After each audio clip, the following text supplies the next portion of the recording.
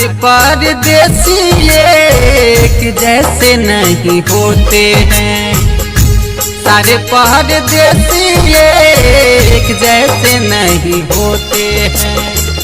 कुछ तो प्यार करते हैं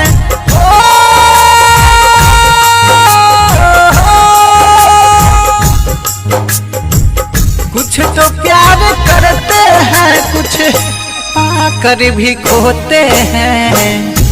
सारे परदेसी एक जैसे नहीं होते हैं, सारे परदेसी एक जैसे नहीं होते हैं। जरा पाने की चाहत में बहुत कुछ छूट जाता है राहुल जी, जरा पाने की चाहत में बहुत कुछ छूट जाता है। नदी का साथ देता हूँ तो समुंदर रूठ जाता है। अरे प्यार तो हमने भी किया, प्यार किया था बदनाम हो गए, प्यार किया था बदनाम हो गए, सबसे हमारे सरियाम हो गए। और जालिम ने इस वक्त मेरा दिल तोड़ा जब उनके प्यार में गुलाम हो गए। झूठे बदनाम करती है ये सारी दुनिया, मन को भी मोह लेती है चेहरा चुनमुनिया। हाँ, झूठे बदनाम करती है ये सारी दुनिया, मन को भी मोह लेती है चेहरा चुनमुनिया। दिल में याद मान लेकर सपना सजोते हैं, सारे परदेसी एक जैसे नहीं होते हैं, सारे परदेसी एक जैसे नहीं होते हैं, सारे परदेसी एक जैसे नहीं होते। शीशा चकनाचूर हो गया, शीशा चकनाचूर हो गया, किसी के पैरों में चुभ न जाए, इसीलिए हमने सबसे दूर हो गया।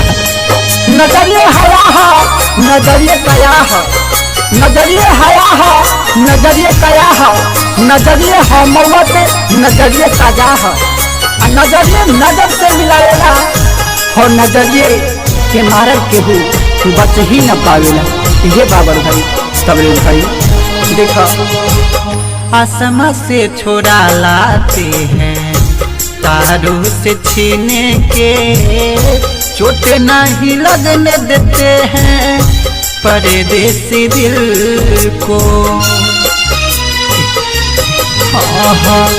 आसमां से छोड़ा लाते हैं तारों से छीने के, चोट नहीं लगने देते हैं परदेसी दिल को।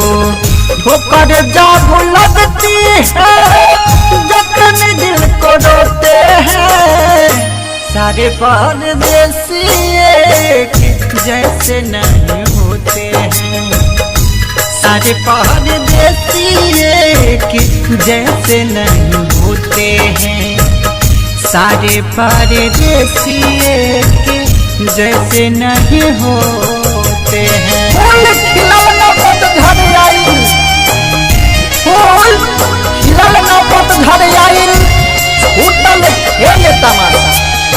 अरे फूल खिलौना पतझड़ आइल, छूटल खेल तमाशा। और स्वागत के संसार में भैया कहीं से प्यार के आशा, जब अपने प्यार करे के बाद बस अपना माई बापू से करो, माई बापू से एक बार प्रेम करके रखो तो हर जन्नत बस माई बाप के चरण में ही रखल बा। राइटर किसानी मुझे प्यार काहे करे ना, जालिम जमाना राहुल बच कर के रहना। राइटर किसानी मुझे प्यार काहे करे ना, जालिम जमाना बाबर बच कर के रहना। तिनका जोड़ के जीवन को हम बिताते सारे परदेसी एक जैसे नहीं होते हैं, सारे परदेसी एक जैसे नहीं होते हैं, सारे परदेसी एक जैसे नहीं हो